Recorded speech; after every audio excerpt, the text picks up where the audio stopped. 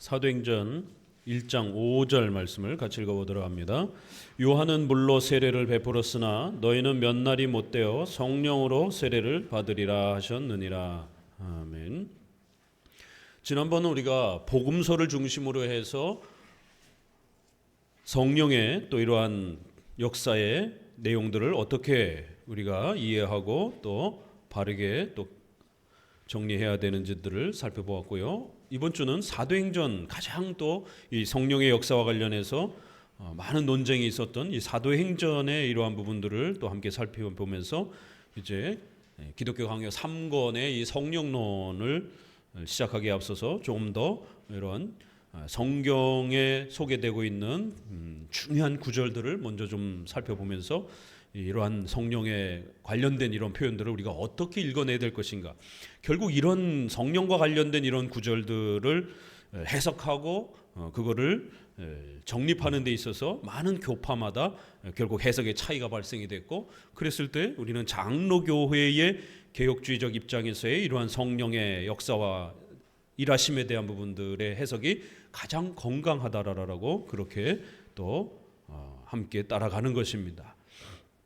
특별히 오늘날 이 성령의 이러한 역사와 일하심을 아주 종교적 미신과 샤머니즘 형태로 그렇게 황홀경이라든가 종교 체험의 신비 체험을 경험하는 것처럼 그렇게 이 성령의 사역을 해석해서 성도들이 아주 야만적인 이러한 형태의 모습으로 변형되도록 만든 이 심각한 피해들을 우리는 더욱 주의하면서 올바른 성령론으로 돌아간다는 게 얼마나 중요한지를 다시 한번 깨닫게 됩니다. 멀쩡하던 합리적이고 이성적이고 점잖은 멀쩡한 사람들이 그렇게 교회에 와서 성령론을 잘못 배우면서 이상한 알아들을 수 없는 소리를 해야 되고 막 땅바닥에 쓰러져서 그렇게 떼굴떼굴 굴러야 되고 또 장풍을 맞으면서 그렇게 막 쓰러져야 되고 전기 충격이 온 것처럼 그렇게 몸을 움직이지 못할 정도로 그렇게 강렬한 그런 굳어짐이 있어야 되고 또 고래고래 소리를 지르면서 세상이 떠나가도록 그렇게 소리를 질러야 되고 그리고는 또 온 동네를 뛰어다니면서 그렇게 뛰어야 되는, 머리를 흔들고 뛰어야 되는, 사실 여러분들이 일상생활에서 이런 행동을 언제 하겠습니까? 그리고 또 이러한 행동들은 세상 사람들이 봤을 때 이 미쳤다라고 할 수밖에 없는 그런 행동들이에요. 고린도 전서에서 있는 것처럼 그렇게 알아들을 수 없는 그런 말들을 함부로 막 행하게 되면 세상 사람들이 봤을 때 미쳤다라고 크리스천들을 하게 된다라는 것이에요. 그래서 1세기 당시에서도 그런 방언의 독특한 은사들은 아주 제한된 방식으로 아주 제한된 목적 아래에서 이렇게 행해야 되고 또 하나님이 명령하신 규칙을 따라서 정확하게 이렇게 진행되지 않는다라면 자칫 이러한 아주 독특한 은사들은 오해의 그런 여지를 낳을 수 있다라고 이렇게 아주 상당히 조심해라라고 이렇게 표현하는 것을 알 수가 있습니다. 더더욱이나 지금 성경이 완성됐기 때문에 그러한 1세기 당시에 성경을 기록하기 위해서 사용되었던 필요했던 그런 많은 초자연적 기적들은 오늘날 중단되었다라고 우리는 사도적 직분과 사도적 은사가 중단되었다라고 우리 장로교는 사도행전을 읽으면서 그렇게 해석하는 겁니다. 그러나 대부분의 많은 복음주의권 내에서는 이 사도행전의 이러한 많은 초자연적 역사가 오늘 성도들에게 성화의 그러한 규범으로 연속된다라고 자꾸 해석을 하는 거예요. 더 나아가서는 사도직까지 연속된다라고 주장을 하는 겁니다. 그래서 제2 성령 세례운동, 이런 성령운동하는 사람들 중에 극단파는 오순절파, 순복음파와 같이 사도직과 사도적 은사까지 다 성도에게 연속된다라고 주장하는 것이에요. 회중파와 또 이러한 로이드 존스 계열은 사도직까지 연속된다라고 말하기엔 좀 부담이 있는 거예요. 그렇게 되면 성경을 써야 되니까. 그러니까 사도직까지 연속된다고 말하진 않아요, 이분들은. 그러나 사도적 은사는 연속될 수 있다라고 말하기 때문에 문제가 되는 거예요. 그래서 이들을 세련된 은사주의라고 그래요. 오순절파를 과격한 은사주의라고 말을 하는 거고, 그러나 우리 장로교 입장에서는 과격한 은사주의나 세련된 은사주의나 은사주의는 다 문제가 있다라는 겁니다. 우리는 사도직도 중단되었고 사도적 은사도 중단되었다라는 것을 사도행전을 통해서 그렇게 해석합니다.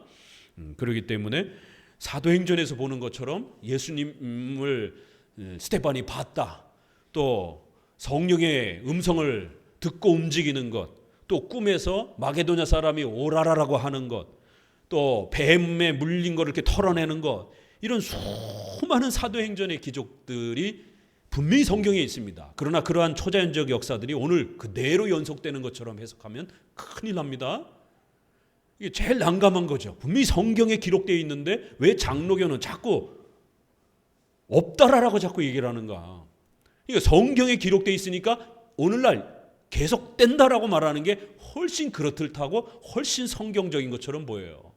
그러나 이것은 성경 전체를 종합적으로 이해하지 못하는 태도고, 어거스틴 때도 그런 논쟁이 있었던 거예요. 어거스틴은 성경에 없는, 성경의 종합적인 그러한 교리적 설명을 자꾸 하니까 펠라기우스가 행함으로 구원받는 것이지 신명기를 봐라, 너희가 이렇게 하면 내가 복 주겠다라고 말했으면 그냥 그대로 실천하면 되는 것이지 왜 자꾸 성경에 없는 얘기를 하느냐, 이렇게 성경의 극단적 문자적 해석이냐 아니면 성경의 종합적 교리적 해석이냐의 싸움이었던 겁니다. 종교개혁 시대 때도 제사례파는 성경의 이러한 초자연적 역사를 자신의 시대에 그대로 따라하려고 했던 겁니다. 그래서 그들을 성경관에 있어서는 극단적 문자주의라고 말을 한 겁니다. 오늘날도 세대주의자들을 중심으로 해서 극단적 문자주의가 한국교회를 파괴하고 망가뜨리고 있습니다. 우리 장로교는 종합적으로 교리적으로 읽어내는 것이지 성경에 글자가 있다고 해서 그걸 그대로 적용하는 방식이 아니라는 것입니다. 자, 1장 5절에 요한은 물로 세례를 베풀었으나 너희는 몇 날이 못되어 성령으로 세례를 받으리라. 그래서 요한의 물 세례와 예수님의 세례는 동일한 것입니다. 본질적으로 죄사함의 문제이기 때문에. 그렇지만 요한은 구약의 선지자의 시대의 사람으로 평가되고 예수님은 신약의 교회를 이제 세우시는 그런 차원에서의 차이는 있다라는 거예요. 그런데 놀라운 것은 예수님께서 성령으로 너희가 몇 날이 못되어 세례를 받을 것이다.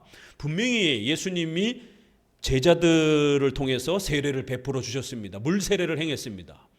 그래서 예수님의 이름으로 물 세례를 받았으면 중생되고 거듭난 은혜를 우리가 받은 겁니다. 그래서 성령으로의 은혜라고 말했을 때 물과 성령으로, 불과 성령으로, 이렇게 성령으로의 세례는 중생을 뜻하는 것이고 거듭남을 뜻하는 것입니다. 그런데 이 단어를 예수님이 장차 몇 날이 있으면 얼마 안 있다가 성령으로 세례를 너희가 받는 역사가 있을 테니까 간절히 기도하면서 기다려라 라고 이 성령으로라는 세례를 이중적 의미로 또 사용하기도 했어요. 그래서 성령으로의 세례라고 하는 이 단어는 기본적으로 중생을 뜻하는 겁니다. 제2의 어떤 능력 세례를 뜻하는 게 아니에요. 하지만 예수님이 십자가에 못 박혀 죽으셔야 되고, 그리고 그 예수님의 죽으심과 부활을 유대인 교회뿐만 아니라 온 세계 이방 교회 가운데도 펼쳐내야 되는 성령의 폭발적인 이방인과 유대인의 경계를 넘어서는 그러한 위대한 역사를 펼치시는 성령의 강권적 역사가 시작되어야 되기 때문에 예수님께서는 그러한 성령의 역사가 이제 곧 이루어질 것이다, 시작될 것이다 라고 그렇게 약속했고, 그거를 단어로 성령으로의 세례라는 단어를 사용했고, 거기에 대한 외적 증표로 방언과 귀신을 내쫓고 또 능력을 행하는 그러한 외적인 어떤 특수한 초자연적 현상들을 그 표징으로 갖게 될 것이다라고 하는 이러한 내용을 성령께서 온 이방인 가운데에 복음이 교회가 펼쳐져 가도록 폭발적인 그러한 복음의 확장의 이러한 역사가 이제 예수님이 부활하시고 난 이후에 곧 얼마 안 있다가 성취될 것이다라고 하는 것을 성령으로의 세례라는 형태로 복음의 확장을 예수님이 약속하셨다라는 겁니다. 이거는 제2의 능력 세례가 아니에요. 예수님의 그 복음이 교회가 전 세계로 확장되어야만 나는 삼일째 하나님의 이 구원의 계획을 펼치시는 것이지 성도들에게 어떤 또 다른 능력을 더 주기 위한 어떤 그러한 약속이 아닙니다. 그래서 단어도 성령으로의 세례라는 단어를 사용했기도 했고, 그 성령으로의 세례라는 단어 안에 외적인 어떤 초자연적인 어떤 특수한 현상들을 또 약속해 놓기도 하셨던 것입니다. 그렇기 때문에 성령으로 세례를 받으리라 라고 한 표현 안에는 오순절 성령의 역사를 말하는 것이지, 그것이 성경이 완성되고 난 오늘 우리에게까지 연속되는 그런 약속의 그런 내용이 아니라는 것이에요. 자, 그러면 8절을 또 같이 읽어봅니다. 오직 성령이 너희에게 임하시면 너희가 권능을 받고 예루살렘과 온 유대와 사마리아와 땅끝까지 이르러 내 증인이 되리라. 그러면 도대체 이 또다시 더하여 받는 이 성령으로의 세례는 뭐냐라는 거예요. 요한복음 우리가 20장 부분에서 성령 받으라라고 이렇게 예수님이 부활하시고 나서 승천 직전에 이렇게 또 다른 뭔가의 성령을 받으라라고 이미 받은 자들에게 뭔가를 더하여 받으라라고 이렇게 말씀하셨단 말이에요. 그러다 보니까 이것이 마치 제2의 뭔가 추가적으로 더 받아야 되는 어떤 성화의 이러한 과정 속에서 필요로 한 능력의 어떤 세례인 것처럼 이렇게 1단계, 2단계로 구별하는 성령 세례주의자들은, 은사주의자들은 이렇게 2단계 세례로 자꾸 주장을 하는 겁니다. 그러나 이제 우리 또 청년 중에 좋은 질문을 하셨죠. 성령 받으라라고 했을 때 그 받으라라고 하는 단어가 헬라어의 부정 과거형이라고 하는 아주 독특한 그런 과거형을 씁니다. 영어에는 그래서 우리가 단순 과거, 완료형, 완료 과거 이런 개념이 영어에는 있다라는 거예요. 그러나 부정 과거형의 이런 과거는 없어요. 우리 한국 언어에도 없고요. 우리는 그냥 과거, 밥 먹었다, 쌍시옷, 쌍시옷을 2번 붙이면 밥 먹었었다. 좀 더 과거형을 쓰기도 하지만 이 영어에도 없고 우리 단어에도 없습니다. 그런 독특한 시간에 대한 이해가 우리에겐 없는데 헬라어의 이 문화 속에는 현재에서 조금 떨어진 과거, 거기에서 조금 더 떨어진 과거, 거기에서 조금 더 멀리 있는 과거도 생각해내는 그런 어떤 독특한 시간 개념의 문화가 발전이 됐고, 그리고 단 한 번 어떤 동작이 일어나는 그러한 단회적 동작을 강조하고 싶을 때에 이런 부정이라는 단어를 써서 이게 계속해서 유지되는 어떤 그런 성격의 과거가 아니라 단 한 번 그냥 발생이 되는 동작의 강렬한 어떤 현상을 말하고 싶을 때 부정이라고 하는 행동이 과거에서도 연속 발생이 되고 연속되어지는 그런 어떤 개념이 아니라 행동이 연속되지 않는다. 그래서 부정이라는 개념이 들어가는 거예요. 그래서 부정 과거형이라고 하는 독특한 과거형을 헬라어에서 쓰고 있고, 그것은 주로 단 한 번 동작이 발생되어지는 걸로 2번, 3번 반복되지 않는 그러한 아주 독특한 강렬한 과거의 어떤 동작을 표현할 때 부정 과거형을 씁니다. 그럴 때 예수님이 제자들을 향하여 성령, 우리말로 하면 받아라가 아니에요. 받았어라 이렇게 쌍시옷을 붙였어야 돼요. 과거형이기 때문에. 우리가 말을 들으면 번역이 이상해지잖아요. 그렇죠? 그러니까 그냥 현재형처럼 받아라라고 이렇게 표현해 놓은 겁니다. 그러니까 이거는 과거형이지만 우리가 생각하는 쌍시옷을 붙일 수 있는 그런 또 개념도 아니에요. 왜냐하면 이거는 과거를 뜻하는 그런 개념보다는 동작의 이례적 단회성을 강조하는 개념이지 이렇게 과거의 어떤 느낌을 강조하는 그런 문법은 아니에요. 그럴 때는 그냥 과거형을 쓰면 돼요. 그렇지만 단어를 부정과거형이라고 하는 것은 동작의 발생이 되고 동작이 확 끝나는 그런 단회적 성격을 강조하기 때문에 부정과거형이라고 하는 겁니다. 그래서 제자들을 향하여 계속 받으라라가 아니라 그러면 성령 충만함을 받으라 이러면 돼요. 성령 충만함은 우리가 계속 받는 겁니다. 그런데 이 성령으로의 세례는 독특한 거예요. 성령으로의 세례는 주로 부정과거형의 이 단회적 동사가 많이 쓰여집니다. 사도행전에서도. 그 요한복음에서도 그 부정과거형으로 소개하면서 성령 단회적으로 받아라. 한 번만 받아라. 뭐 이런 뜻이에요, 이게.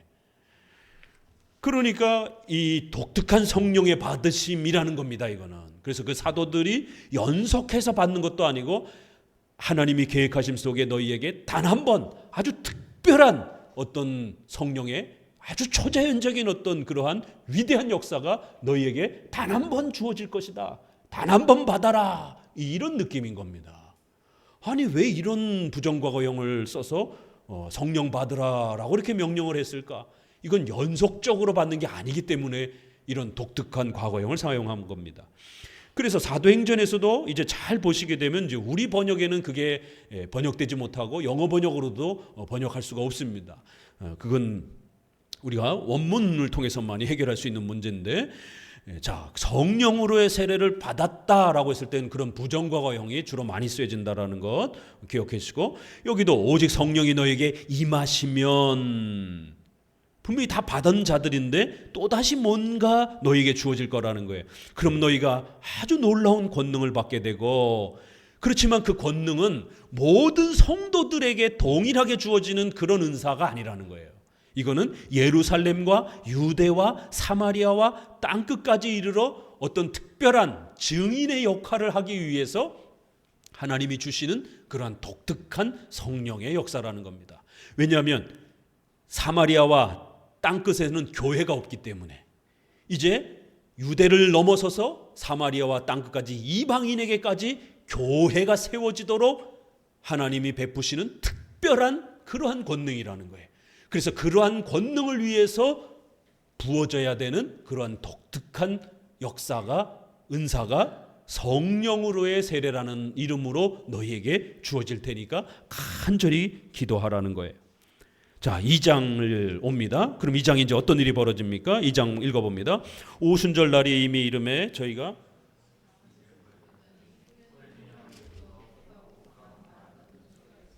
저희 앉은 온 집에 가득하며 불의 혀같이 갈라지는 것이 저희에게 보여 각 사람 위에 임하여 있던 저희가 다 성령의 충만함을 받고 성령이 말하게 하심을 따라 방언으로 말하기를 시작하니라. 그 제자들이 함께 모여서 기도했더니만 갑자기 호련히 하늘로부터 아주 강한 바람이 불면서 불의 혀 같은 것이 각 사람의 머리 위에 불이 타면서 알아들을 수 없는 말을 하더라는 거예요. 그랬을 때에 이 사도행전의 방언도 그렇고 고린도전서의 방언도 그렇고 대부분의 개혁주의학자들은 외국어로 해석을 합니다. 아주 작은 분들이 알아들을 수 없는 어떤 특별한 언어가 아니겠느냐, 고린도서는. 그러나 그분들조차도 사도행전은 거의 99%가 다 외국어라고 해석을 하고 고린도전서만이 알아들을 수 없는 독특한 언어지 않겠는가라고 해석하는 분이 약간 있긴 있어요. 그러나 대부분은 사도행전이나 고린도전서나 다 외국어라고 해석을 합니다. 왜냐하면 복음을 전해야 되기 때문에. 이 은사는 바로 외국 사람들이 복음을 들어야 되기 때문에 이러한 초자연적인 현상이 일어난 겁니다. 그러니까 오늘 우리 시대의 방언이라고 하면서 랄랄랄라 따따따따따 하는 거는 이건 다 장로교에서 인정하지 않는 것들입니다. 벌써 여기에 문제가 있는 것이에요. 그리고 오늘날 방언들은 그렇게 머리에 불도 임하지도 않고 강력한 그런 급한 강한 바람 소리들이 그냥 확 폭풍과 같은 막 이런 소리가 나지도 않고요. 그리고 여기에는 성령으로의 세례라는 단어를 또 안 써요. 어떤 단어를 썼죠? 4절에 저희가 다 성령으로의 충만함을 받고 성령의 말하게 하심을 따라 이렇게. 그러니까 오순절 사건은 정작 성령의 충만함 이런 단어로 썼어요. 오히려. 그런데 약속할 때는 뭐라 그랬어요? 성령으로의 세례라고 이렇게 썼어요. 그리고 그 외적 증거는 방언이나 불이나 바람이나 어떤 병을 고치는 거나 귀신을 내쫓는 이런 외적인 어떤 독특한 초자연적인 역사. 그러니까 오순절에 임했던 어떤 그 역사는 다양한 이런 모습을 가지고 있는 겁니다. 그렇기 때문에 성령 세례라는 단어로도 만들 수가 없어요. 왜냐하면 성령 세례라는 단어 자체로 구성이 되지 않는단 말이에요. 성령으로의 세례라고 이렇게 표현하고 있고 성령 충만이라고도 이렇게 표현하고 있고 또 외적인 어떤 초자연적인 어떤 모습으로 이렇게 표현을 하는 거예요. 그러니까 이 오순절 사건은 그 표현하는 법에 따라서 조금씩 더 훨씬 다양하게 표현할 수 있다라는 것입니다. 그래서 어떨 때는 성령 충만함으로 이렇게 말할 수도 있고, 또 중생에 주로 쓰는 성령으로의 세례라는 그 단어를 여기에다가 또 임시적으로 또 그렇게 사용하기도 했던 것입니다. 자, 이렇게 오순절 역사가 일어났습니다. 자, 그리고 나서 이제 38절, 39절을 같이 읽어보도록 합니다. 38절 2장. 베드로가 가로되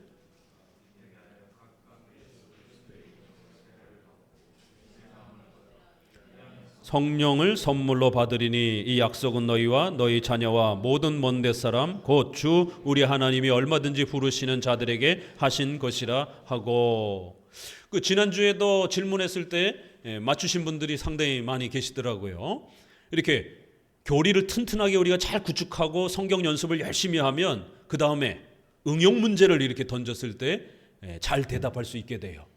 그리고 세 번째, 응용 적용을 이럴 때 여러분 어떻게 대답할 겁니까? 라고 이렇게 훈련시키면 이 세 가지 훈련을 마스터하게 되면 여러분 일상생활에 나아가서 부딪히는 다양한 그러한 질문들과 어려움들을 만나게 되면 충분히 해소할 수가 있어요. 그래서 이런 연습들을 부단히 해야 되는 겁니다. 38절에 뭐가 좀 이상해요. 찾으셨습니까? 뭐가 이상한지.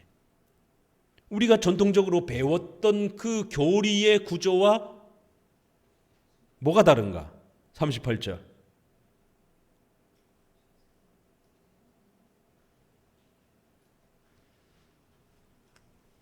찾으셨어요? 속으로만 하지 않으셔도 돼요. 목사님 부를 때는 소리 내서 대답하셔도 돼요. 뭐가 이상하죠? 네?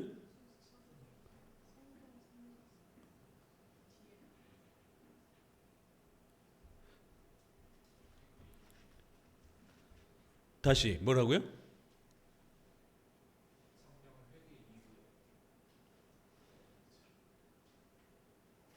성령을 선물로 받으리라가 맨 마지막에 나왔다라는 거. 그래서 이것도 자꾸만 2단계로 설명하는 사람들이 봐라, 맨 마지막에 성령을 또 다시 받는다고 하지 않느냐 선물로. 아주 그럴듯하거든요. 그 문제도 우리가 해결해야 돼요. 성령을 선물로 받으리라. 그러면 이건 도대체 뭐냐? 이 선물은 회개하고 그리고 나면 세례받고 1차 세례받고 난 다음에 그 다음에 성령을 또 뭔가 선물로 받는 거냐? 이런 문제가 발생이 되는 거예요. 그래서 이런 부분들을 그리하면이라는 이제 이 헬라어의 이러한 그 접속사와 이러한 전치사와 이런 부분들을 어떻게 읽어낼 것인가에 대한 싸움이에요. 영어의 and 뭐 이런 부분들, 이런 거를 나란히 연속되는 걸로 읽게 되면 마치 이것이 세례가 끝나고 나면 그 다음에 2차로 뭐가 주어지는 것처럼 이렇게 읽을 수가 있어요. 그래서 번역 성경도 굉장히 중요합니다. 이런 부분들이. 그리하면 이런 조건들을 채우면, 이렇게 꼭 조건문으로만 이렇게 너무 지나치게 읽어내면 2단계의 어떤 것처럼 다시 또 뭐가 오는 것처럼 읽을 수가 있어요. 그러나 우리말에 이게 그리하면, 그리할지라도 이거는 굉장히 넓게 써요.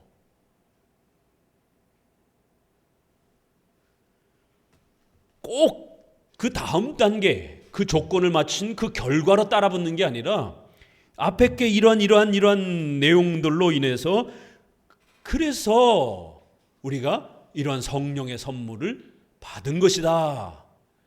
그러니 즉 뭐 영어의 so라든가 이렇게 즉, 곧 이런 말도 되는 거예요. 그러니까 우리 번역상에 그렇게 하면 그 다음에 이렇게 꼭 이렇게 읽어버리니까 두 번째 단계가 되는 것처럼 느껴지는 거예요. 그러나 회개하고 너희가 세례를 받고 제사함을 그렇게 얻어라. 곧 바로 성령의 선물이다. 바로 성령의 선물이다. 세례를 받으라. 그리하면 그 결과 너희들이 성령의 선물을 받은 것이다. 그러면 이 대등 개념으로도 이렇게 쓰기도 한다라는 거예요. 이제 그렇게만 해결하면 돼요.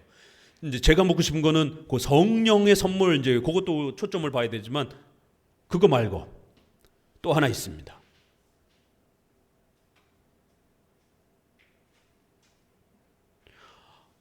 아니 열심히 구원론 우리 선생님 리더들 가르쳤잖아요. 서울이 문답을 가지고 구원론 열심히 이거 분별을 못하면 큰일 나는데, 이게 잘못하면 로마 카톨릭에 빠지는데. 찾으셨어요? 그렇죠. 회개하고 죄사함을 받는 거예요. 그렇죠? 우리 장로교회의 이 구원의 이 원리가 회개하고 우리가 죄사함을 받는 겁니다. 회개와 믿음을 고백해야 죄사함이 따라오는 칭의와 양자가 따라오는 거예요. 그런데 세례가 있잖아요.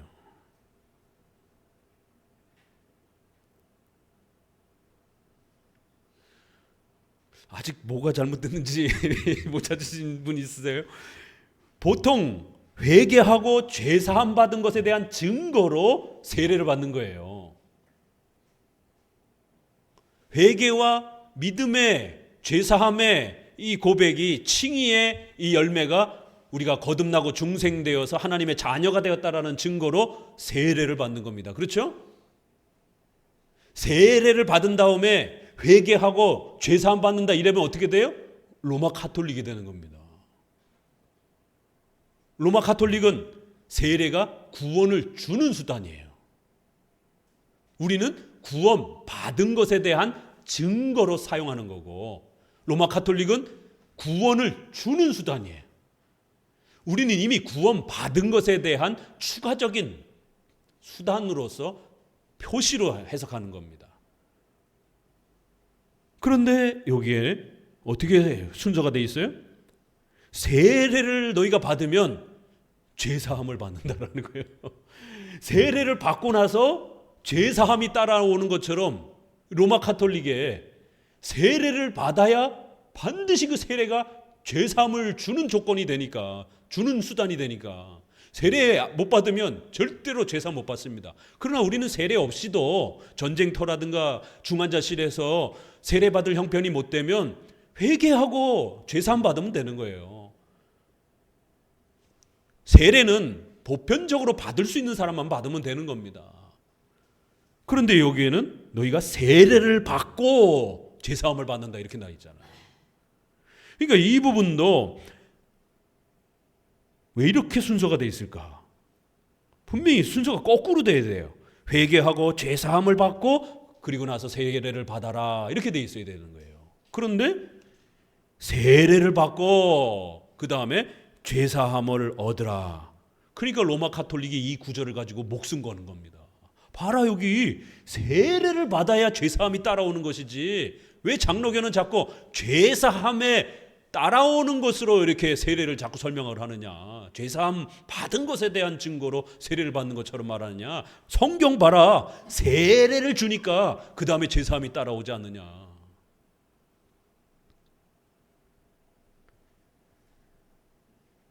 성경을 잘 읽어야 돼요. 그래서 이제 뒤에 가게 되면 거꾸로 또 얘기도 합니다. 정반대로 죄사함을 받고 세례 받아라 라고도 이렇게 얘기를 해요. 그러니까 이 순서는 그렇게 중요한 어떤 순서는 아니에요.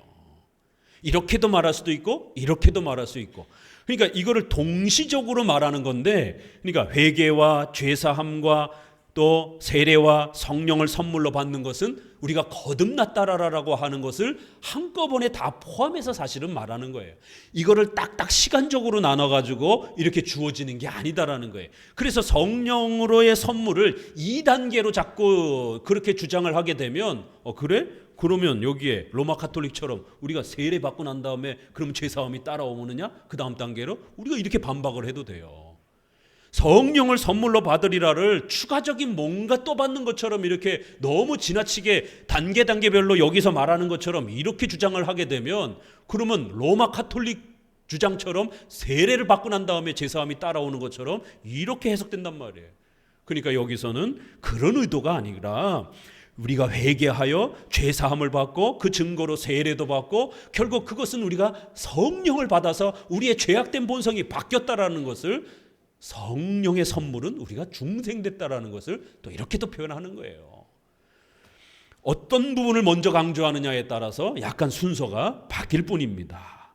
이걸 꼭 단계별로 이렇게 해석하게 되면 큰일 나는 겁니다. 그럼 자기들의 주장에 시간적으로긴 단계별로 해석한 것 때문에 결국 로마 카톨릭의 주장이 옳다라는 걸 수용할 수밖에 없는 이런 난감함이 벌어질 수도 있다라는 것이에요. 자, 그 다음에 사도행전 어디로 가냐면 2장 17절, 2장 17절도 같이 좀 더 봐야 되겠네요. 2장 17절 같이 읽어봅니다. 하나님이 가라사대 말세 내가 내 영으로 모든 육체에 부어주리니 너희의 자녀들은 예언할 것이요 너희의 젊은이들은 환상을 보고 너희 늙은이들은 꿈을 꾸리라. 그때 내가 내 영으로 내 남종과 여종에게 부어주리니 저희가 예언할 것이요.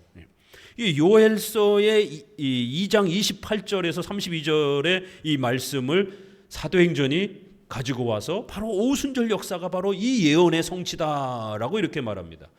그런데 이제 극단적 문자주의자들은 봐라, 성경에 자녀들이 예언한다라는 거예요. 젊은이들이 환상을 본다라는 거예요. 늙은 사람들이 꿈을 꾼다라는 거예요. 미래를 내다보는 그러한 미래의 예언의 어떤 기능으로 이 구절을 해석해 버린 거예요. 그래서 옛날에 다미 선교회에 그 어린 중학생 애를 앉혀놓고 애가 갑자기 하나님의 계시의 은사를 받았다 그러면서 재림 날짜를 애가 막 말을 하고, 그래갖고 앞에서 설교하고 난 다음에 자 이제부터 하나님의 계시가 우리 그 하방이 그 이름이 하방이었습니다. 지금은 개종했어요. 그때 다 자기가 잘못했다라고 그때 그런 행동들을 했던 거, 그러면서 정통 기독교로 회개하고 개종했습니다. 그때는 중학생이었었어요. 그 이제 하나님의 계시를 들읍시다. 그럼 얘가 막 예언해 주는 거예요. 우리 여기 어린 중학생들 나와갖고 예언 좀 해봐 어디. 이런 일이 참 어처구니 없는 이런 터무니없는 행동들을 어른들이 그 중학생 어린애가 떠드는 이야기를 하나님의 예언이라고 그러면서 누가 어디서 사업을 해야 될지, 누구랑 결혼해야 될지, 뭐 무당입니까? 세상에 그런 걸 다 일일이 이렇게 예언해주고 가르쳐주게. 이런 샤머니즘이 통하는 데가 교회란 말이에요. 정신 차리지 않으면 이런 몰상식한 샤머니즘이 퍼지는 거예요. 여기서 말한 건 그런 의도가 아니란 말이에요. 구약에는 제사장, 또 남자, 여자들은 성전에 나아가지도 못했어요. 노비와 종들은 더더구나 더할 것 없지요. 그렇기 때문에 구약에는 아주 제한된 방식으로 그렇게 직분도 쓰여지기도 하고, 또 구약의 이스라엘 백성들이 12지파나 있었지만 그 중에 많은 사람들이 불신앙에 또 빠져 있기도 하고, 한 민족에게 제한되어 있고 또 아주 제한된 사람에게만 성령의 역사가 또 그렇게 또 제한되어 있기도 하고, 그런 제한된 역사가 이제는 온 민족에게로, 또 남성이나 여성이나 또 종이나 주인이나 아이나 어른이나 상관없이 모든 인종에게, 모든 계층 사람들에게 복음이 확장되어질 것이다라고 하는 그러한 복음의 확장에 대한 예언이지, 이게 한 개인에 대한 어떤 성화의 어떤 무슨 능력 체험을 받는다라는 예언이 아니라는 거예요. 이게 만약에 문자 그대로 무슨 미래를 맞추는 예언으로 자꾸만 그렇게 해석하시게 되면, 아니 도대체 그 꿈이, 그 예언이 얼마나 맞느냐라는 거예요. 어쩌다가 뭐 비슷하게 이렇게 맞추면 맞았다라고. 그런 건 세상 사람들한테도 있어요. 자신의 사업과 투자를 세상에 그 어린애가 막 떠드는 예언해 주는 거에 의지해 갖고 사업한다는 게 얼마나 위험한 일입니까?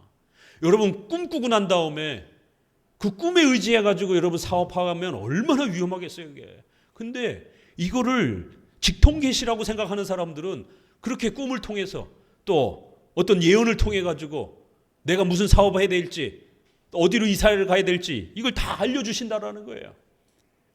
그렇게 했다가 사업 투자했다가 망한 크리스찬들이 무지하게 많습니다. 이 신비주의에 빠져가지고 폐가 망신한 사람들이. 여기서 말하는 자녀들이 예언하고 젊은이들이 환상을 보고 이런 부분들은 성령을 부어준다라는 거예요. 그건 바로 성령께서 지금 이 사도행전의 전체 흐름 안에서 이 약속이 있는 겁니다. 한 민족에게 제한됐던 것이 온 민족에게로, 그래서 세상 곳곳에 교회가 세워지는 복음의 확장을 약속한 거예요.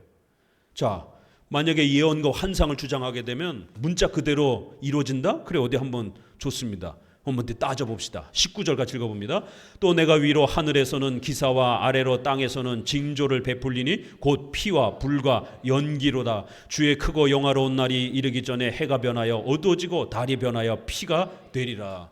그래요? 그럼 어디 예언하고 환상할 때 이런 현상이 어디 일어나는가 어디 한번 증명해 보세요. 그러면 그 뒤에 구절은 굉장히 무서운 구절입니다. 하늘에 어마어마한 징조가 펼쳐질 거라는 거예요. 앞에 예언하고 환상하고 꿈만 얘기하지 마시고 뒤에 것도 얘기하라는 거예요. 하늘에 무서운 징조가 펼쳐지는데 피와 불과 연기가 막 가득 찰 거라는 거예요. 예언할 때 환상 볼 때 막 하늘이 막 핏빛으로, 달이 막 밤에 핏빛으로 변하고 불과 연기가 막 타오르고 주의 크고 영화로운 이러한 역사가 일어나면서 해가 변하여 어두워지고 달이 변하여 피가 되고 달이 막 시뻘겋게 변화되고 낮에 해가 막 갑자기 일식 월식이 막 일어나고 그런 현상이 일어납니까? 예언할 때? 그럼 왜 이 19절 20절은 말을 안 하냔 말이에요. 요엘서의 예언은 여기까지 있는 겁니다. 그러기 때문에 그들의 해석이 엉망진창이고 맞지 않는다라는 거예요. 그저 일부분만 끌어다가 자꾸만 종교적인 선동을 하는 거예요. 전체를 읽어보세요. 이게 어디 그런 약속인가? 이거는 결국 최후 종말의 심판 때에 천지가 개벽하는 그런 어떤 내용입니다. 그래서 요한계시록에도 이 요엘서를 써요.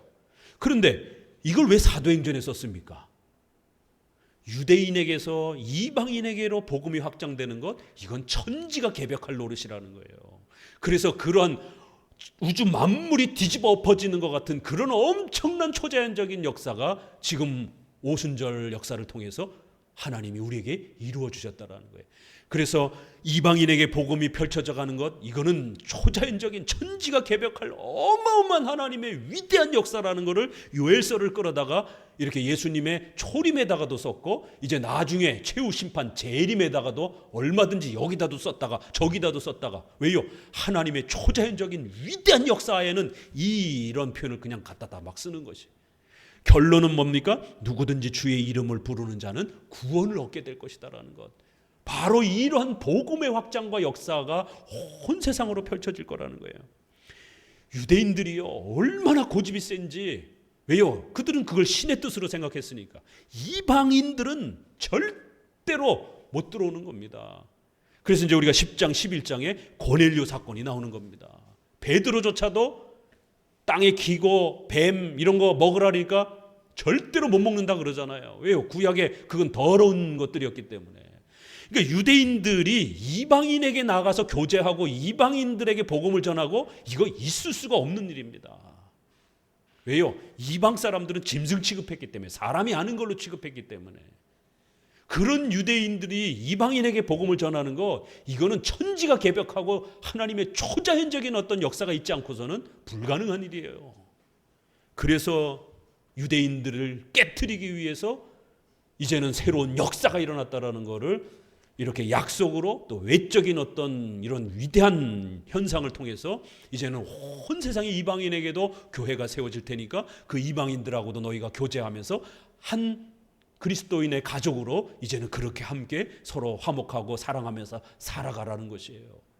이게 어디 쉽겠습니까? 그러니까 하나님이 어마어마한 외적 기적을 통해서 유대인과 이방인의 막힌 담이 없어졌다라고. 이제는 하나님이 모든 온 세상의 이방인들 가운데도 하나님의 택한 백성들을 세울 거라라고, 이런 강력한 외적 기적을 통해서 유대인들을 설득시키지 않으면 안 움직일 수밖에 없는 왜요? 그게 한두 해 그렇게 살아온 게 아니었기 때문에. 구약은 유대인만 하나님의 택한 백성으로 그렇게 유지되어 왔기 때문에 그런 겁니다. 자, 이게 이제 사도행전의 이제 그 내용으로 펼쳐지는 겁니다. 4장 같이 봅니다. 4장 30절.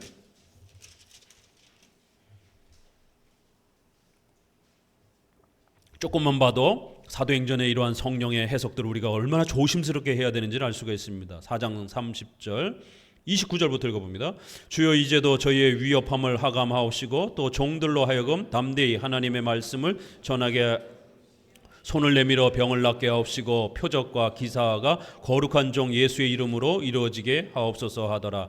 빌기를 다하매 모인 곳이 진동하더니 무리가 다 성령이 충만하여 담대히 하나님의 말씀을 전하니라. 여기도 이제 전도를 못하게 하고 핍박을 하니까 이제 사도들과 제자들이 모여서 하나님께 간절히 기도합니다. 표적과 기사가 병 고침의 이러한 역사가 이루어지게 해 주옵소서라고 하면서 기도했는데 여기서는 방언의 현상이 없어요. 그렇죠? 그리고 또 어떤 불의 혀 같은 현상도 없어요. 그런데 여기서는 갑자기 지진이 일어났어요. 땅이 진동하더니 오늘날 이런 역사 없잖아요. 갑자기 성도들이 예언하고 방언하는데 갑자기 막 땅이 흔들려갖고 진도 7에 8에 막 지진이 일어납니까? 그런데 여기는 어마어마한 두려움을 느낄 정도의 이 진동과 지진이 일어나면서 표적과 기사의 증거를 보여준 겁니다. 그래서 이 표적과 기사가 때로는 방언으로, 때로는 병고침으로, 때로는 땅이 뒤틀려 흔들리는 이런 또 기적으로 신약의 새로운 교회 시대가 왔다라는 것을 이렇게 제자들에게 깨우치고 설득시키는 겁니다. 그래서 너희가 유대인에게만 이제 복음을 전하지 말고 온 이방인들에게, 너희가 짐승 취급했던 사람이 아닌 사람으로 취급했던 그런 이방인들에게도 이제는 복음을 전하라라고 강력하게 하나님의 뜻이 바뀌었다라는 것을 이런 외적 증거를 통해서 보여준 거예요. 그래서 이들은 성령의 충만함을 받았다라고 이렇게 표현을 하는 거예요. 여기는 성령의 충만함을, 그리고는 병 고치고 이런 게 아니라 실제적으로 오히려 하나님의 말씀을 열심히 전했다라는 거예요.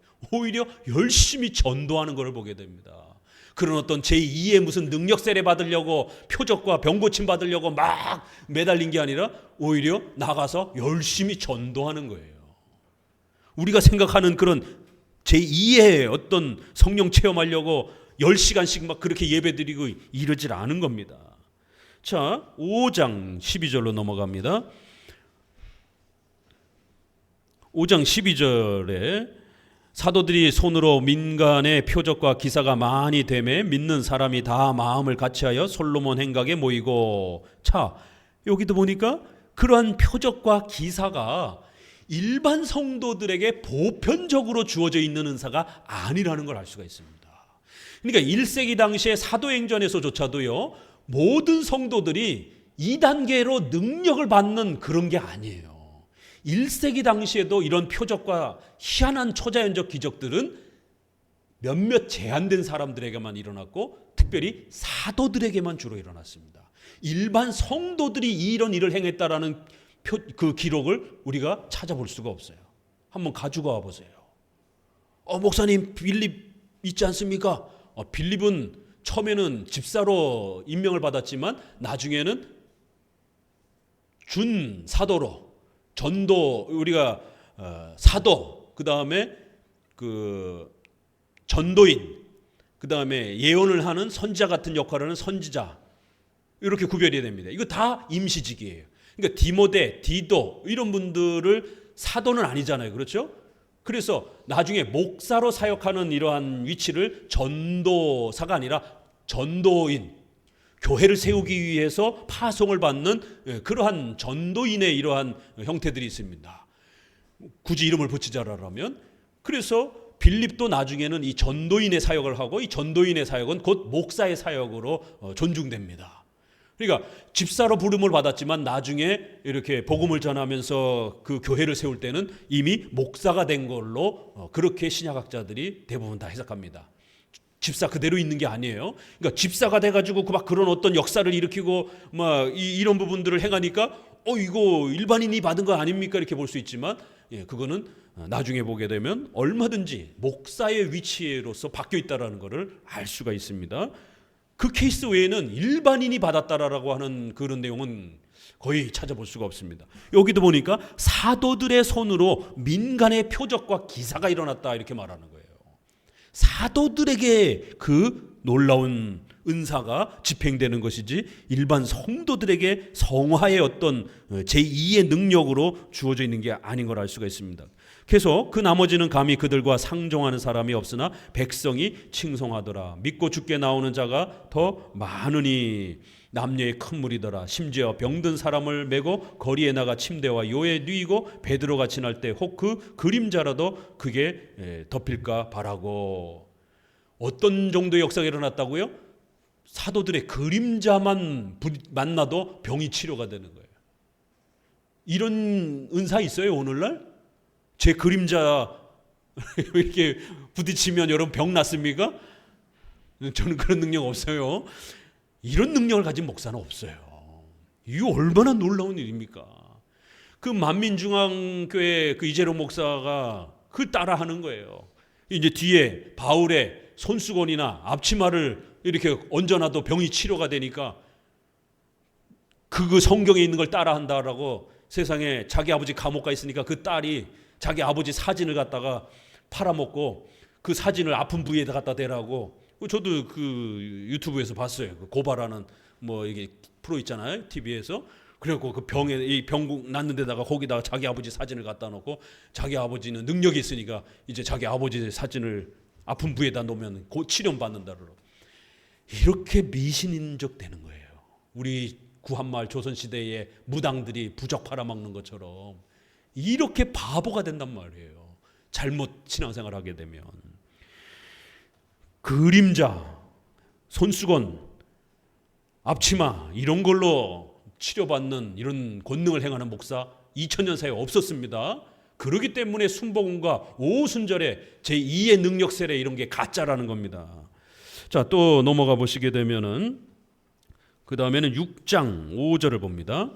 이렇게 순서대로 쭉 어떻게 펼쳐져 가는가 보세요. 이제 집사들을 뽑습니다. 교회에 이제 봉사하는 그런 집사들을 뽑는데 거기에 조건이 6장 5절 같이 읽어봅니다.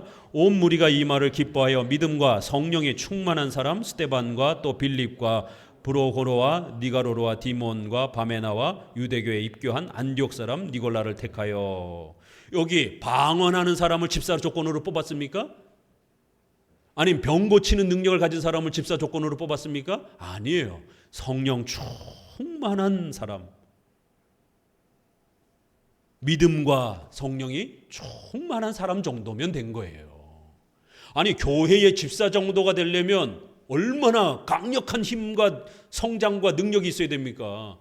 일반 성도들도 은사 체험을 하는데 그러면 집사 정도 되려면 훨씬 더 능력 체험을 받은 증거들이 있어야 되는데 여기 사도행전 6장에 1세기 당시에 이 오순절 역사가 일어나는 이 시점에도 집사의 조건으로 그런 이상한 초자연적 체험을 요구하지 않았습니다.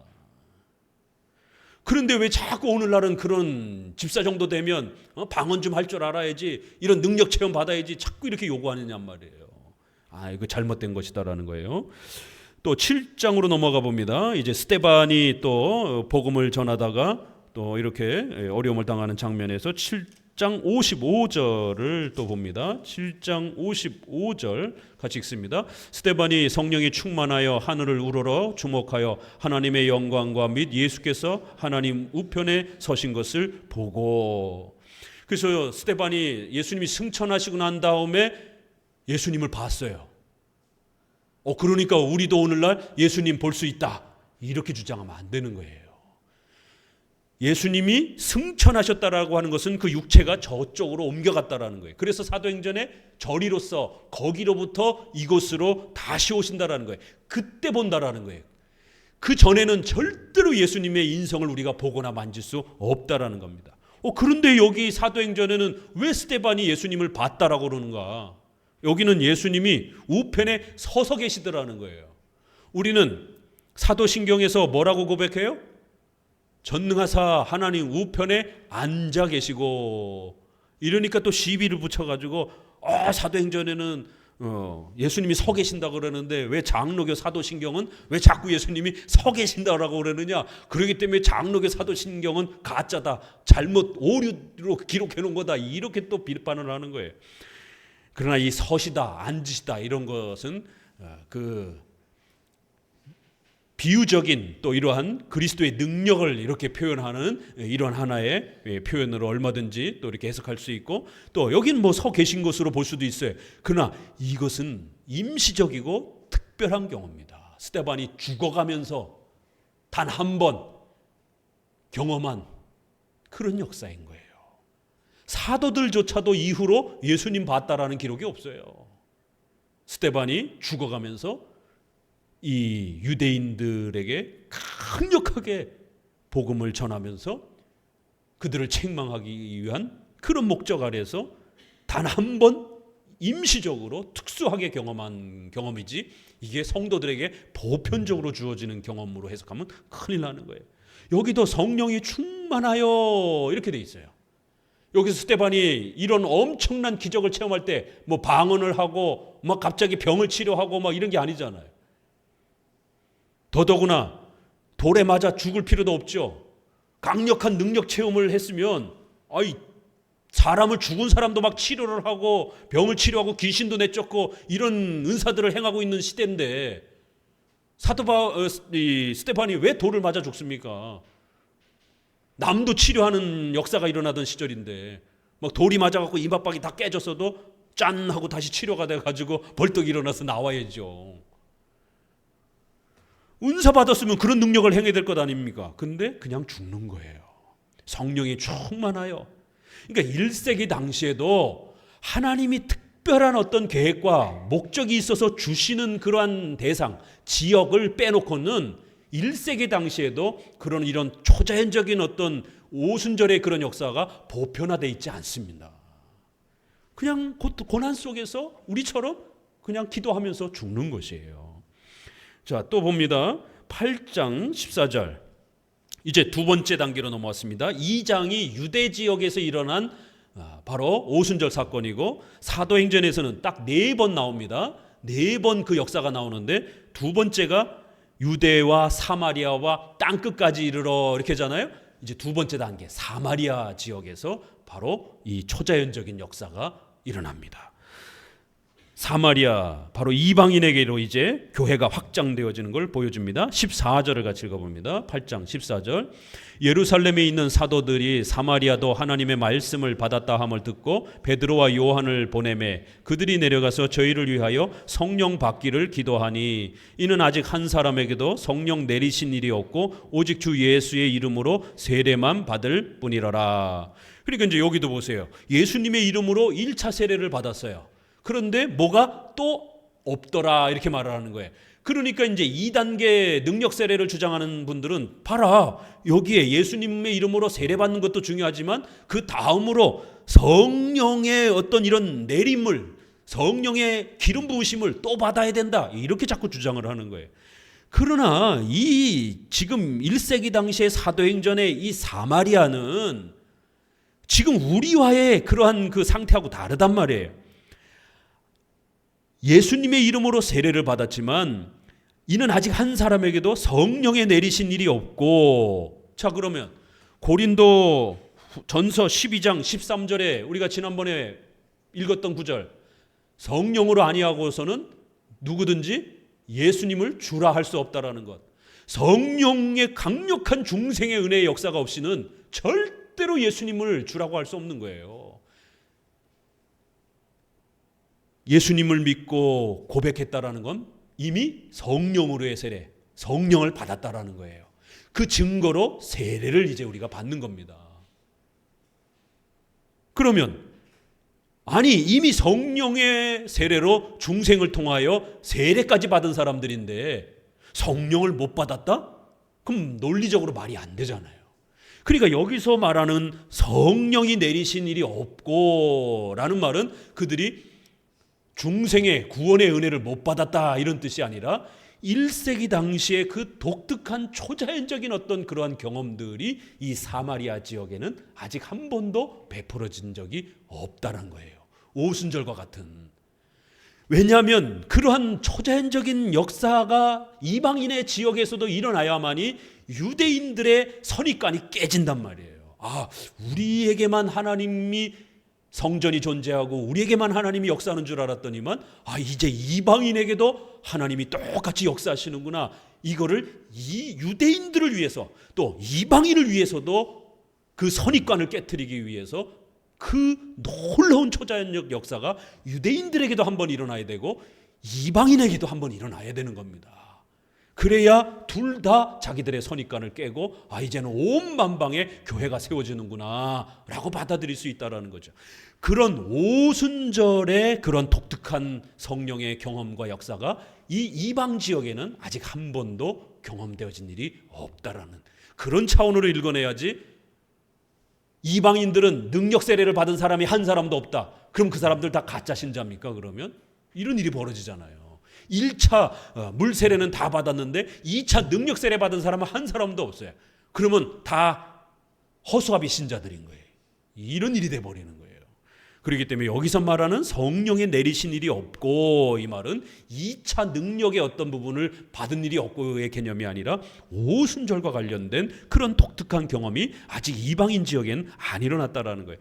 8장 17절 이에 두 사도가 저에게 안수함에 성령을 받는지라. 이게 또 성령을 받는다. 이미 받았는데 이제 뭔가 또 받는 거예요. 이거는 추가적인 어떤 은혜가 아니라 바로 오순절의 그 역사가 이방인 지역에 이렇게 독특하게 추가적으로 임해지는 역사가 일어났다라는 거예요.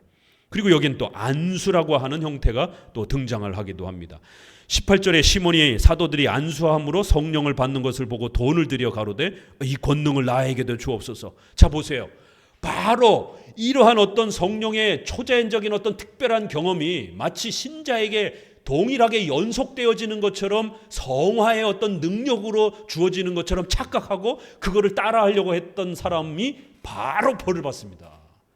이 성령의 이러한 초자연적인 특별한 이 은사들을 함부로 성도들이 막 따라하고 그러면 안 된다라는 거예요.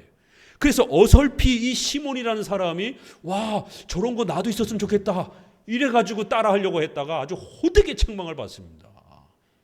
이 돈을 주니까 성령의 이런 역사를 돈 주고 사는 줄 아느냐라고 하면서 너희가 돈과 함께 망할 것이다라고 하면서 아주 호되게 책망을 받습니다. 자, 9장으로 넘어갑니다. 9장 17절. 9장은 사도 바울이 회심하는 아주 놀라운 장면입니다. 그 역사에 신약 성경을 가장 많이 쓴 이 위대한 사도 바울이 회심하는 장면에 방언이라든가 이러한 초자연적 경험이 없어요. 지난번 말씀드린 것처럼 9장 17절 같이 읽어봅니다. 아나니아가 떠나 그 집에 들어가서 그에게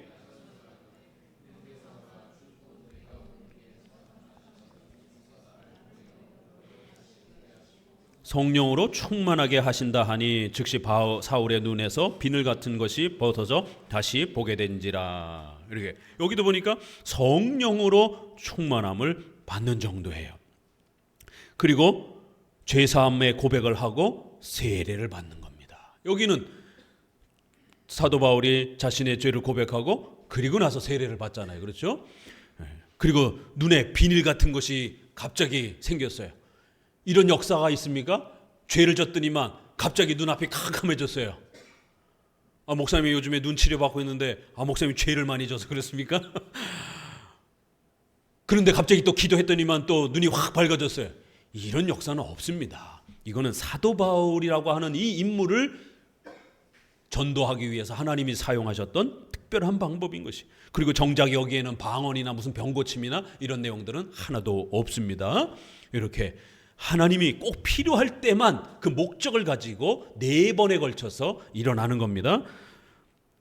31절, 9장 31절 읽어봅니다. 이 4번의 목적을 놓칠까봐 사도행전은 아주 중요한 초점을 다시 강조합니다. 31절, 그리하여 온 유대와 갈릴리와 사마리아 교회가 평안하고 든든히 서가고 주를 경외함과 성령의 위로로 진행하여 수가 더 많아지니라. 그러니까 결국 이 전체 역사는 바로 4개의 지역에 복음이 확장되어져 가는 그러한 하나님의 그 역사를 가르치고자 하는 목적 속에서 이렇게 진행되는 거라는 거예요. 여기는 성령의 위로라 이렇게 정도 표현했어요. 그래서 교회가 든든하게 세워져 가는 것, 이게 중요한 것이지 이 무슨 이상한 체험을 통해서 그런 거를 꼭 경험해야 되는 이런 내용이 아니라는 겁니다. 자, 또 10장으로 넘어갑니다.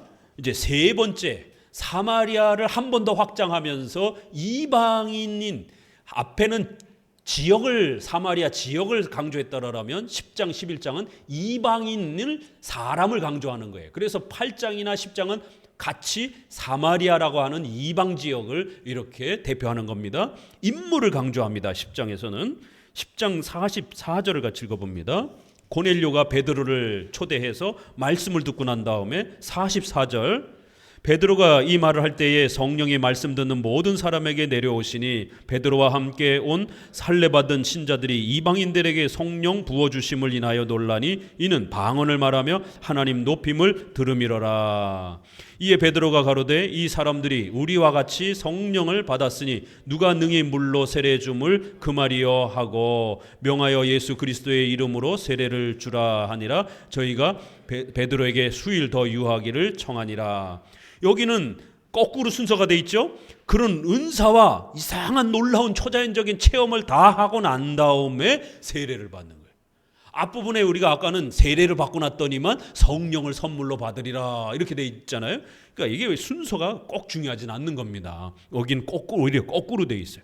근데 중요한 거는 성령이 말씀 듣는 모든 사람에게 내려오셨다 이렇게 표현하는 거예요.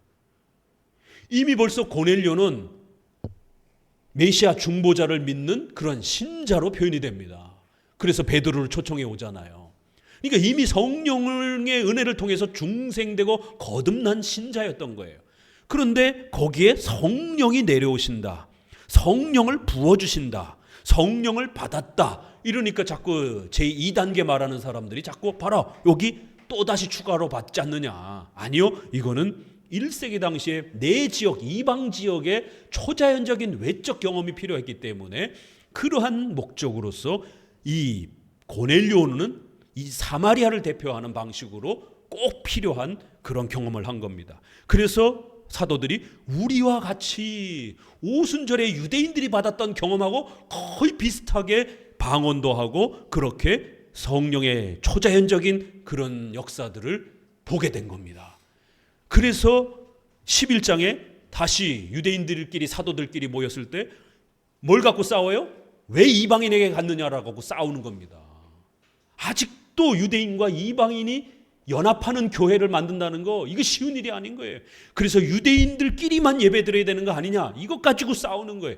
그래서 11장에 다시 한번 15절에 베드로가 자기 경험을 얘기하는 겁니다. 15절 같이 읽어봅니다. 내가 말을 시작할 때에 성령이 저에게 임하시기를 처음 우리에게 하신 것과 같이 하는지라. 내가 주의 말씀에 요한은 물로 세례를 주었으나 너희는 성령으로 세례를 받으리라 하신 것이 생각났다. 그리고 17절에도 우리에게 주신 것 같은 선물을 저에게도 주셨음에, 이렇게 성령으로의 세례, 예수님이 약속했던 그 초자연적인 경험이 우리에게처럼 이들에게도 일어나는 걸 봤다라는 거예요. 그러니까 이제 더 이상 우리가 유대인들에게만 제한하지 말고 이제 우리 이방인에게도 나가서 교회를 세우자, 이런 목적으로 해석해야지, 이게 무슨 성도가 능력을 받기 위한 어떤 그런 약속의 구절로 해석하면 큰일 난다라는 거예요. 고넬료도 받았으니까 나도 방언 받고 이런 능력 받아야지가 아닙니다. 지금 유대인들의 지역을 넘어가지 못하는 바로 이 유대인들의 이 선입관, 이방인들을 초대하지 못하는 이러한 어려움을 바로 이러한 새로운 또 오순절 경험을 통해서 하나님이 강력하게 이들을 깨고 오려고 하는 거예요. 그들의 선입관을. 그래서 이제 13장에 이방인 교회가 태어나는 겁니다. 안디옥 교회가. 자, 여기에는 방언이 나와 있고 또 그 다음에 세례가 맨 마지막으로 소개가 됩니다. 13장 이제 이방인 안디옥 교회를 봅시다. 13장 1절을 보면은요. 13장 1절, 안디옥 교회의 선지자들과 교사들이 있으니 곧 바나바와 니게르라 하는 시므온과 구레네 사람 루기오, 분봉왕 헤롯 전동생 마나인과 및 사울이라. 주를 섬겨 금식할 때 성령이 가라사대 내가 불러 시키는 일을 위하여 바나바와 사울을 따로 세우라. 여기 4절 두 사람이 성령의 보내심을 받아 이렇게 이방인 교회가 세워졌죠. 그리고는 일꾼들을 세우는데 성령께서 누구 세우라고 직접 지시를 하는 거예요. 오늘날 집사 세우는데 갑자기 하나님이 저에게 와서 박신흥 집사는 빼고 김 집사도 빼고 이렇게 지시합니까? 이런 건 아니에요. 근데 성경에는 누구를 세우라라고 이렇게 직접 말하잖아요. 이러한 방식은 1세기에 아직 성경이 기록되고 있기 때문에 성령이 직접 음성으로 환상으로 꿈으로 그렇게 지시하기도 하는 겁니다. 성령의 보내심을 받고 이런 표현들. 그러나 52절로 가봅니다. 저 뒤쪽으로 52절로 가보니까 제자들은 기쁨과 성령이 충만하니라. 그래서 일반적으로는 이제 모든 대부분의 성도들은 성령의 충만함을 받으면서 교회가 든든하고 신앙이 잘 유지가 되면 되는 거예요. 이런 독특한 특별한 그러한 경험은 사도들과 연결되어서 어떤 특별 지시를 받을 때에 그렇게 표적과 기사가 일어나는 것입니다. 자, 이제 우리 19장으로 마지막 단계로 넘어가 봅니다. 19장 에베소 교회 이제 땅끝까지 이르러라고 했을 때 이 땅끝은 어딜까? 그래서 저 스페인으로 보는 데도 있고 로마로 보기도 하고 그럴 때 이제 예루살렘을 중심으로 해서 멀리를 이렇게 보게 되면 결국 그 당시에 제일 멀리 전도가 되고 있었던 것은 그래도 에베소 지역이 제일 멀리 전도가 되고 있었습니다. 나중에는 이제 스페인과 로마로 넘어가지만 아직은 에베소까지가 지금 이렇게 또 그다음에 그 넘어서가 이제 마케도니아, 고린도 교회, 아가야로 넘어가는 겁니다. 그러니까 이 시점에는 에베소 교회가 이방인 땅끝을 대표하는 가장 대표적인 이방인 지역이 됐던 겁니다. 19장 여기를 보면 27절을 봅시다. 27절 18장 27절 아볼로가 아가야로 건너가고자 하니 형제들이 저를 장려하며 제자들에게 편지하여 영접하라 하였더니 저가 감에 은혜로 말미암아 믿은 자들에게 많은 유익을 주니 이는 성경으로서 예수는 그리스도라고 증거하여 공중 앞에서 유력하게 유대인의 말을 이기미러라. 이 아볼로 거의 바울보다도 사실은 훨씬 더 이렇게 엄청난 영향력을 가지고 있었고 상당히 많은 교회를 세울 정도로 그래서 우리가 고린도 교회가 싸울 때 아볼로 파요, 바울 파요 이런 게 나오는 거예요. 그러니까 바울과 견주어서도 비슷할 정도로 엄청난 실력을 가진 학문적 역량을 갖춘 그런 교사입니다. 그런데 그분이 아가야 지역, 고린도 지역 전체를 전도하는데 방언, 이런 병고침, 귀신 내쫓음 한마디도 없습니다. 오로지 성경을 가지고 유대인들을 전부 다 반박하면서 전도를 하더라는 거예요. 여기 어디 성령의 무슨 또 다른 체험에 이런 내용이 어디 있습니까? 하나도 없어요. 오히려 이제 19장에 읽어봅니다. 아볼로가 고린도에 있을 때 바울이 윗지방으로 다녀 에베소에 와서 2절 가로되 너희가 믿을 때에 성령을 받았느냐 가로되 아니라 우리는 성령이 있음도 듣지 못하였느라. 그런데 또 모순이 되잖아요. 분명히 예수님을 믿는 제자들이 있었다라고 이렇게 말해요. 이미 신자예요. 그죠? 어떤 제자들을 만나 그럼 이미 벌써 신자라는 거예요.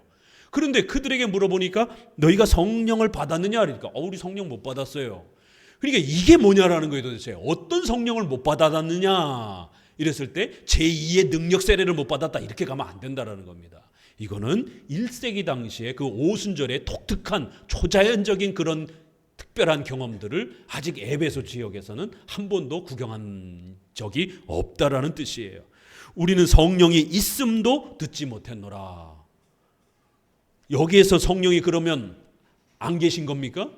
아니죠. 성령은 분명히 그들의 마음을 중생케 해서 예수님을 믿도록 이끄신 것이에요. 그러나 오순절 경험의 그런 성령의 역사로는 아직 성령이 존재한다라는 방식을 못 들었다라는 거예요. 3절 바울이 가로되 그러면 너희가 무슨 세례를 받았느냐 대답하되 요한의 세례로라. 이렇게 요한의 세례, 예수님의 세례, 또 예수님의 세례를 받은 사람들도 또 새로운 성령의 어떤 기름 부음을 못 받았다 이렇게 자꾸 이쪽하고도 비교하고 이쪽하고도 비교하는 거예요. 바울이 가로되 요한이 회개의 세례를 베풀며 백성에게 말하되 내 뒤에 오시는 이를 믿으라 하였으니 이는 곧 예수라 하거늘 저희가 듣고 주 예수의 이름으로 세례를 받으니. 예수님의 이름으로 세례를 받았다라는 거예요. 바울이 그들에게 안수함에 성령이 그들에게 임하심으로 방언도 하고 예언도 하니 모두 12사람쯤 되니라. 이렇게 해서 자 보세요. 요한의 세례만 알고 있는 사람들이 있고 예수님의 세례를 받는 과정이 있고 그 다음에 성령으로의 이런 세례를 통해서 어떤 경험을, 특별한 경험을 하는 거예요. 이렇게 세 개가 이렇게 펼쳐지고 있는 것을 보게 됩니다. 그래서 이거를 너무 단계별로 극단적으로 분리하면 안 됩니다. 요한의 세례나 예수님의 세례나 같은 것이고 결국 또 예수님의 세례나 또 다른 성령의 이러한 기름 부으심은 결국 이것은 본질적으로는 동일한 것이지만 성령으로의 세례라고 하면서 특별한 초자연적 경험을 분리시키는 그런 때는 오순절 역사에 이런 이방인에게 복음이 펼쳐져 간다라고 하는 외적 증거를, 너희도 이제 하나님의 백성이라고 하는 강력한 외적 증거를 이방인들에게 외적 표시로 만들어 주신 것입니다. 그래서 유대인들도 이방인을 받아들이도록, 또 이방인 스스로도 이제 우리가 하나님의 이스라엘 백성이라고 하는 그러한 자부심을 갖도록 그렇게 도와준 겁니다. 자, 우리 고린도후서 12장 12절을 같이 읽어봅니다. 고린도후서 12장 12절 마지막으로. 결국 우리가 지금까지 보았던 이런 많은 사도행전의 이런 독특한 오순절의 이러한 특별한 경험과 역사는 과연 우리가 어떻게 해석해야 될 것인가? 12장 12절 고린도후서 읽습니다. 사도에 표적된 것은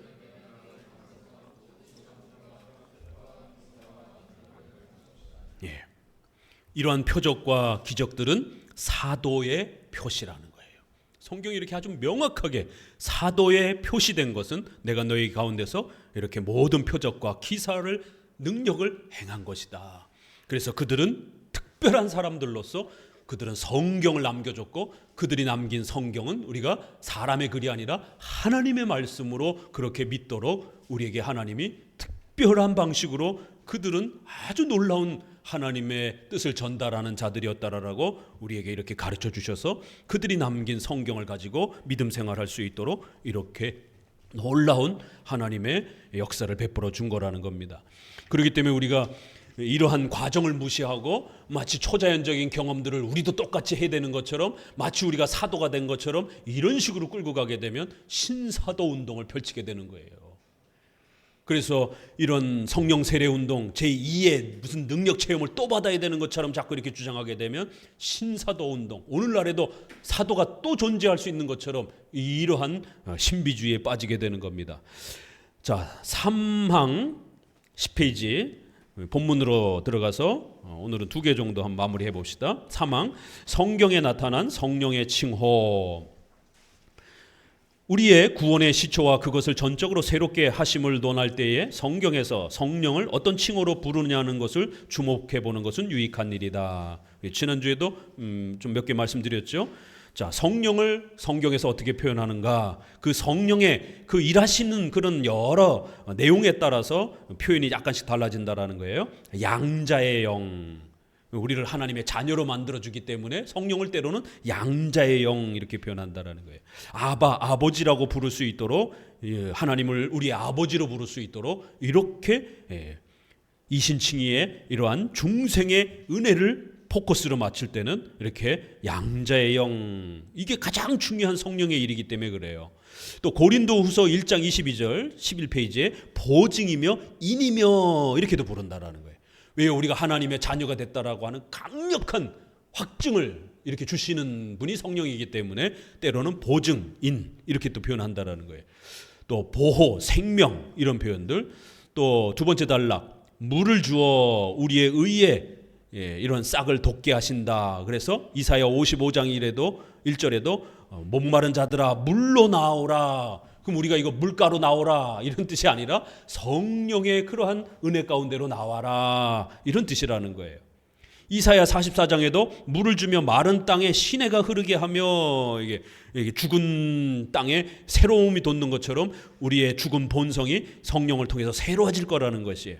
그래서 물로 많이 비유를 한다라는 거예요. 요한복음 7장 37절에도 목마르거든 내게로 와라 마셔라.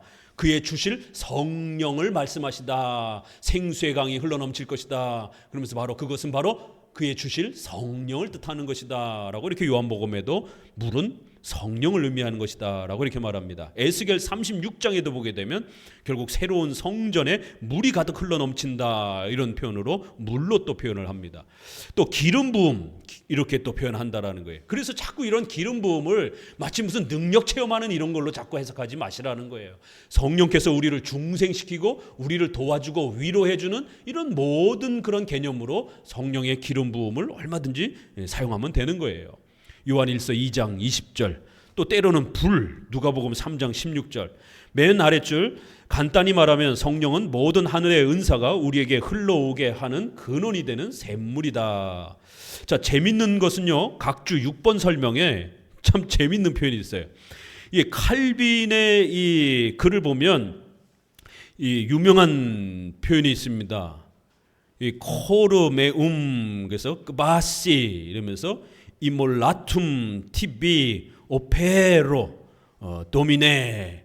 그래서 심장을 이렇게 손에다 들고 내가 나의 심장을 하나님 앞에 즉시 신속히 신실하게 바치겠습니다. 평생을 하나님을 위해서 살겠습니다. 이게 칼빈의 신앙 고백이 이 손에 심장이 들려 있는 이거예요. 이거는 우리 성도들이 하나님 앞에 우리의 온 마음을 다해서 하나님 앞에 헌신하고 살겠다라고 하는 우리 신앙의 헌신을 이렇게 표현한 건데, 루터의 이러한 또 표현에도 비슷한 표현이 있어요. 심장에 불길을 일으킨다. 근데 웨슬리가 이 말을 웨슬리는 자기의 경험을 통해서 내 심장이 이상하게 뜨거워지는 것을 느꼈다. 1738년 일기에. 그러니까 칼빈이나 루터는 우리가 하나님을 위하여 전심으로 온 생명을 다 바쳐서 하나님을 위해서 살겠습니다, 이런 의미로 우리의 심장이 뜨겁게 하나님 앞에 바쳐지겠습니다, 이렇게 표현을 했는데, 웨슬레는 이거를 아주 뜨거운 심장이 막 뜨거워지는 이상한 체험으로 이렇게 이해를 하면서 설교를 했다라는 거예요. 이거 굉장히 중요한 지적입니다. 그러니까 성령의 역사를 우리의 마음이 변화되어서 우리의 온 심령이 헌신되어진 하나님의 은혜를 확신하는 그런 확신과 신뢰 개념으로 사용을 했는데, 웨슬레는 막 가슴이 막 두근두근 뛰고 막 심장이 뜨거워서 견딜 수 없어서 막 쓰러지는 이러한 어떤 육체적 체험으로 성령의 역사를 바꿔놨다라는 것이에요. 벌써 각주에도 이렇게 지적을 합니다. 자, 12페이지에 또 주님의 손 이렇게 또 열심히 활동하기 때문에 성령께서 이렇게 여러 표현으로 합니다. 맨 마지막 밑에서 셋째 줄 같이 읽어봅니다. 그러나 그리스도께서는 성령으로만 우리와 결합하신다. 같은 영의 은혜와 힘에 의해서 우리는 그리스도의 지체가 되며 그리스도께서도 우리를 그의 아래 두시며 우리는 그리스도를 소유하게 된다. 이렇게 성령께서 우리의 모든 구원의 전 과정에 또 이렇게 역사하신다라는 겁니다. 4항, 믿음은 성령의 역사다. 같이 읽습니다. 그러나 성령이 하시는 가장 중요한 일은 믿음을 일으키는 것이다. 그래서 보통 성령의 능력과 역사를 표현하는 말들은 대체로 믿음과 관련이 있다. 성령께서는 오직 믿음에서 우리를 복음의 광명으로 인도하시기 때문이다. 그러니까 이상한 체험하는 거 이런 게 중요한 게 아니라, 성령의 역사에 가장 중요한 것은 우리가 믿음을 고백한다라는 거예요. 내가 죄인임을 인정하고 예수님을 나의 구주로 고백한다라는 거, 이 믿음의 고백을 한다는 거, 이게 제일 중요한 성령의 역사이지 무슨 방언하고 이상한 체험하는 게 아니라는 겁니다. 왜냐하면 이 신앙 고백은 혈육으로, 어떤 돈으로, 뭔가 권세로 가능한 게 아니라 하나님께로만 초자연적인 기적을 통해서 가능하기 때문이라는 거예요. 13페이지 읽어봅니다. 첫째 줄, 성령의 감동이 없었으면 여전히 무신앙으로 살았을 사람들이 믿음으로 그리스도를 받아들인다는 것은 초자연적인 은혜라는 것을 선포하였다.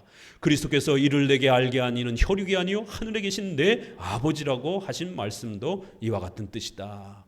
그러니까 이상한 체험에 자꾸 목말라 하지 마시고, 우리가 신앙 고백을 한다라는 것, 예수님을 믿겠다고 고백하는 것, 이거 자체가 성령의 가장 초자연적인 역사라는 거예요. 성령의 역사는 여기에 포커스를 맞춰야 된다는 겁니다. 그래서 성경에는 쭉 내려오셔서 데살로니가 후서 2장 13절, 진리를 믿음으로 진리의 영이라고 이렇게 말한다라는 거예요. 바울은 여기서 믿음의 유일한 근원은 성령이라고 이렇게 말한다라는 거예요. 그래서 성령을 우리에게 주심으로 우리가 그 안에 거하고 그가 우리 안에 거하시는 줄을 안다. 이렇게 성령을 주신다. 이런 표현이 결국 우리가 하나님의 말씀을 깨닫고 믿음을 가진다라는 말과 동일어로 쓰인다라는 거예요. 진리의 영, 요한복음 14장 17절. 그 밑에 줄부터 읽어봅니다. 그리고 성령의 중심되는 사명으로서는 그리스도께서 제자들에게 가르치신 말씀들을 모두 생각나게 하는 일을 지정하셨다. 이렇게 말씀을 깨닫고 말씀을 믿으면서 믿음을 가지는 것, 이게 성령의 가장 중심된 그러한 사역이라는 거예요. 벌써 시작하자마자 결론이 사실은 이 3권 전체의 결론이 났어요. 이제 이거를 증명해 가는 이제 과정들입니다. 자, 1장을 끝맺습니다. 이제 본격적으로 이제 진도를 이제 2장부터는 본문의 내용으로 좀 더 진도를 나가면서 시작하도록 합니다. 기도합니다.